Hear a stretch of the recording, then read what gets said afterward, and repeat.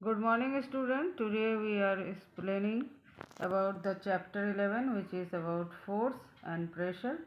And first we have to discuss the force, and then we have explaining the pressure and atmospheric pressure. In class 7th, you have learned how objects move. And do you recall how can we decide whether an object is moving faster than the other?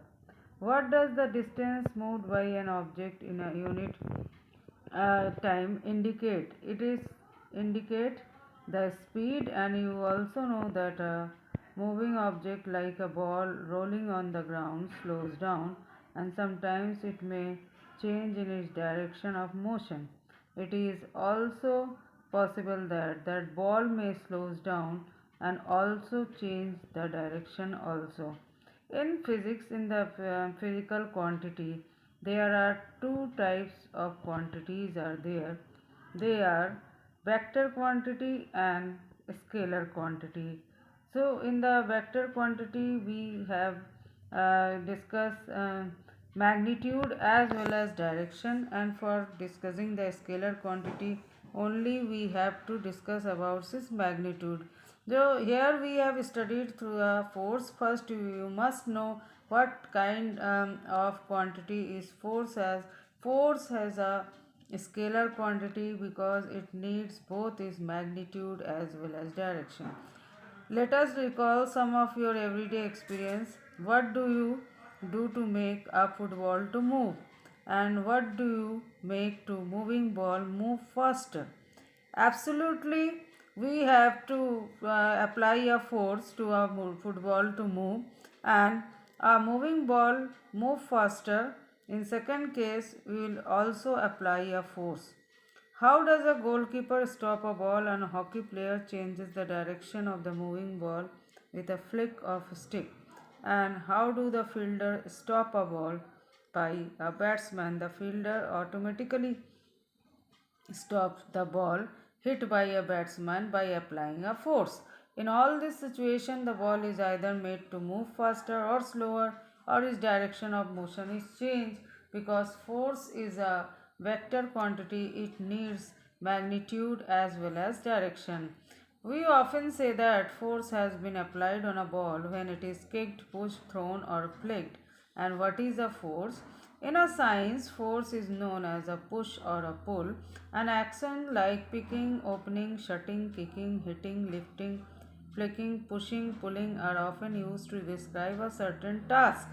In physics, when we displace from an object to its rest position to its moving position, we can simply say the we it can be possible by applying a force, and each of these actions usually result in some kind of change in the state of a motion of an object.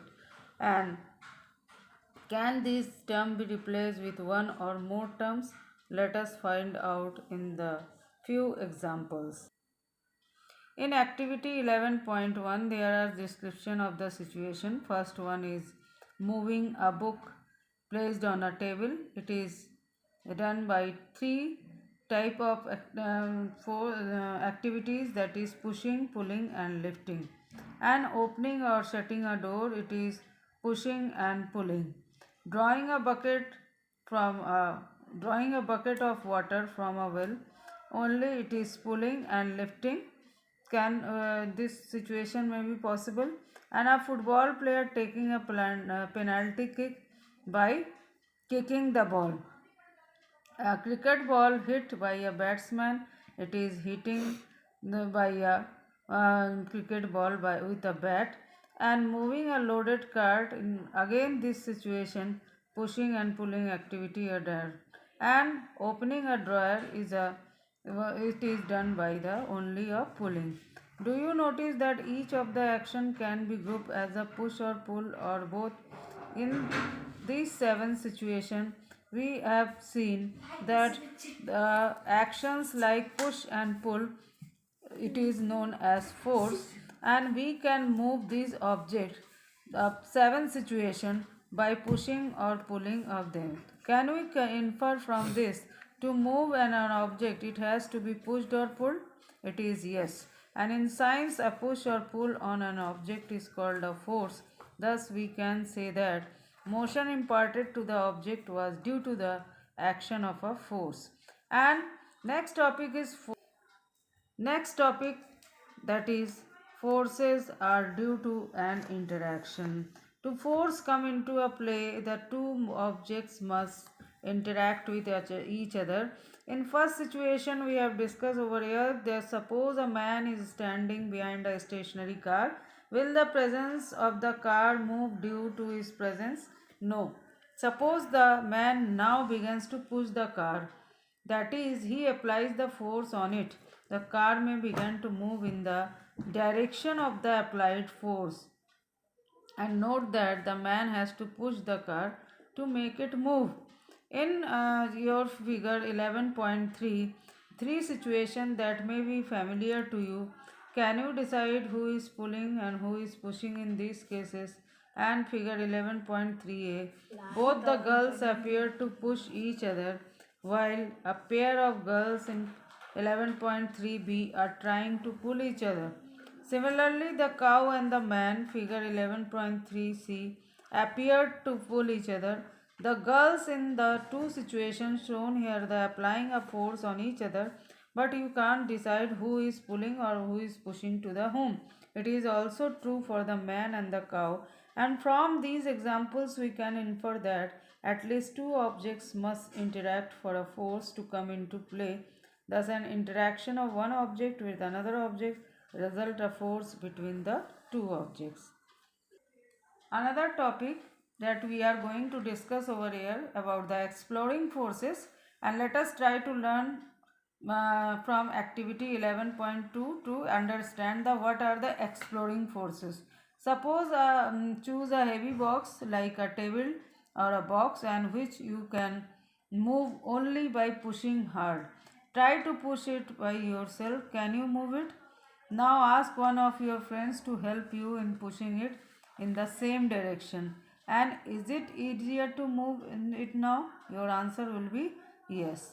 And can you explain why? Because both two friends are pushing this heavy box in the same direction, and the force magnitude will be add, and the heavy box is easily pushed by the two friends. Now push the same object, but ask your friend push it from the opposite side. But now second situation of exploring forces, the direction may be changed, and you all know the force is a vector quantity. It will be needed as a magnitude as well as direction. But in the second case, we have changed the direction now. If it does, note that the direction in which it is moved. Can you guess which one of you is applying a larger force? We have not any guess that which one of you is applying a larger force. Have you ever seen a game of tug of war? And in this game, two teams pull at rope in the opposite direction. Members of both teams try to pull the rope in the same direction, and sometimes the rope simply does not move. It is not similar to the situation in figure shown figure 11.3b. Forces applied on an object in the same direction act to one another. And now recall what happened when you and your friend push the heavy box in the same direction. If the two forces act in the opposite direction of an object, the net force acting on it is the difference between the two forces. And recall that in the game of tug of war, when the two teams pull equally hard, the rope doesn't move in any direction. So we learn from that the force could be larger or smaller than the other or equal to each other, and the strength of a force is usually expressed by its magnitude.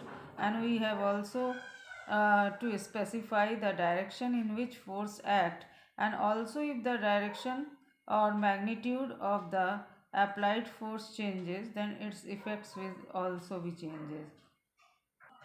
Another important topic in this chapter is a force can change state of motion.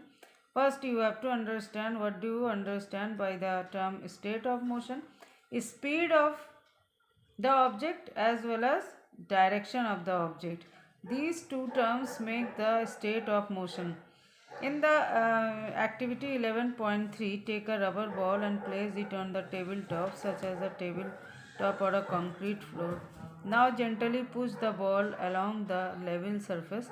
And does the ball begin to move? Push the ball again while it is still moving. Is there any change in its speed? We have say when we apply a force on a moving ball, is it change in its direction as well as speed, that is increase or decrease. Next place, when we your palm in front of the moving ball, you place a palm in the front of the moving ball. Remove your palm as soon as the moving ball touches it. Does your palm apply a force on the ball? Yes, the our palm apply a force on the ball. What happens to the speed of the ball now? Does it increase or decrease? It will be decrease. And what would happen if you let your palm to hold the moving ball? Then ball will finally stop. Then these observations suggest that a force applied on an object may change its speed. If the force applied on the object in the direction of its motion, the speed of the object increases, and if forces applied on the direction opposite direction of the motion, then it result in a decrease of speed of the object. Next, that is, let us consider some more example. In the game of the volleyball, player often push to the moving ball to their teammates to make a winning move. Sometimes the ball is returned to the other side of the court by pushing or smashing it. In a cricket, a batsman plays his or her shot by applying a force on the ball with the bat. And is there change in the direction of the motion of the ball in these cases? In all these examples, the speed and direction of the moving ball change due to application of force. And change in either the speed of an object or its direction of motion or both is described as change in its state of motion. Thus, a force may bring change in the state of a motion. And it is a common experience that many times application of force does not result in change in state of motion. For example, a heavy box may not move or all even if you apply a maximum force that you can exert, and again no effect of force is observed when you try to push a wall. And in the next changes, when you apply a force, it changes the shape of an object. Few examples we have discussed here. For example, a lump of dough on a plate. By pressing it down with our hands, the spring fixed to the bicycle, and when by sitting on the seat, its spring shape gets changed. And rubber band suspended from a hooked wall nail fixed on a wall, by hanging a weight or by pulling its free end, the shape of rubber band must be changed. And it is a plastic or a metallic scale placed between the two bricks. By putting a weight on the center of the scale, the shape of the scale may be changed. On the force on an object may change in its shape. In all this example, and having performed all the above activity, we have realized that force may make an object move from rest, may change the speed of an object if it is moving, may change the direction of an object, and may bring about changes in the shape of an object, and may cause some of all these effects. Next is types of force. There are two types of forces, that is contact force and non-contact force. Contact force, under the contact force heading, we have discussed here the two types of force. First one is the muscular force. The force caused by the action of muscles in our body, and force resulting due to action of muscles is known as the muscular force. Animals also make use of the muscular force to carry out their physical activities, and animals like bullock, horses, donkeys, camels are used to perform various tasks for us. In performing these tasks, they use muscular force. And since muscular force can be applied only when it is in contact with an object, it is also called contact force. Next, contact force is a force of friction. The force responsible for changing the state of motion of all these examples is the force of friction. It is the force of friction between the surface of the ball and the ground that may brings moving ball to the rest. Similarly, the friction between water and the board brings it to stop once you have stopped rowing. And next, another category of types of force are non-contact force. Under the topic non-contact force, there are three forces, that is magnetic force and electrostatic force, and that is the gravitational force. First, the force exerted by a magnet. A magnet can exert a force on another magnet without being in contact with it, and the force exerted by a magnet is an example of non-contact force, or it must be attractive as well as repulsive. When two similar poles of magnet are kept to each other, then repulsive force will be observed, and if the two dissimilar poles of magnet are kept with each other, then they will observe a attractive force. Next is electrostatic force. The force exerted by a charge or another charge or uncharged body is known as electrostatic force, and these electrostatic charges are of two types, positive charge and negative charge. Similar kind of charges exert a repulsive force, whereas dissimilar or opposite charges will exert a attractive force. Last is gravitational force, and when the coin is held in your hand, it is at rest, and as soon as it is released, it began to move downward. It is clear that a state of motion of the coin undergoes change, and can this happen without a force acting on it? Objects or things fall towards the earth because it pulls them, and this force is called force of gravity, and this is an attractive force. In next topic, we discuss about the pressure. And pressure, defined as force acting on a unit area of a surface, is called pressure. Pressure is equal to force upon area on which you act. As pressure is directly proportional to the force, as it is inversely related to the area of cross section. As we have increased the area of cross section, pressure will automatically decrease, and as we increase the force, the pressure will automatically increases. Pressure is also exerted by liquid and gases, and activity 11.8 and 11.9 take a rubber tube and make a to fill water in the rubber tube and make one in tie with a balloon. As we increase the water level in this rubber tube, the balloon must change its size. So these examples indicate that liquid also exert pressure on the wall of the container. In another activity 11.9, take a discarded bottle and fill it with the water and make a hole at the one side and insert a tube and rubber and balloon on it. As we fill the bottle, then the balloon shape of the balloon will get changed. This activity shows that liquid exert pressure on the wall of the container which is held. In the activity 11.10, we have taken again a discarded bottle and we have filled this bottle with the water and make a hole at equidistance hole on the round of the whole bottle, and that is the liquid exert pressure on the walls of the container and it will oozes out, it will exert pressure on the wall and water is coming out from the holes, as you see in case of fountain also. When you inflate a balloon, why do we have to close its mouth?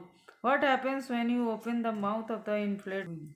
Suppose you have a balloon, you should be able to inflate, that is a hole, should be you able to inflate it? If not, why?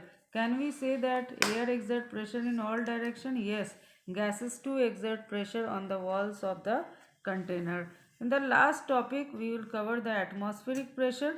And atmospheric air extends up to many kilometers above the surface of the earth, and the pressure exerted by this air is known as atmospheric pressure. We know that pressure is force per unit area, and if you imagine unit area and a very long cylinder standing on it filled with air, then the force of gravity on the air in this cylinder is the atmospheric pressure. For discussing the atmospheric pressure, we have to discuss activity 11.11, that is, when you press the sucker, most of the air between its cup and the surface escape out. The sucker stick to the surface because the pressure of the atmosphere acts on it. To pull the sucker off the surface, the applied forces should be large enough to overcome the atmospheric pressure, and this activity might give you about the idea of magnitude of atmospheric pressure. The force due to the air in a column of a height of the atmosphere and the area is 15 into 15 centimeter, it is nearly to the equal to the force of gravity of an object, that is 225 kg or 2250 Newton. The reason we are not crushed under this force of the gravity and that the pressure inside our body also equal to the atmospheric pressure and balances the pressure from the outside. This is all about the force and pressure. Thank you, students.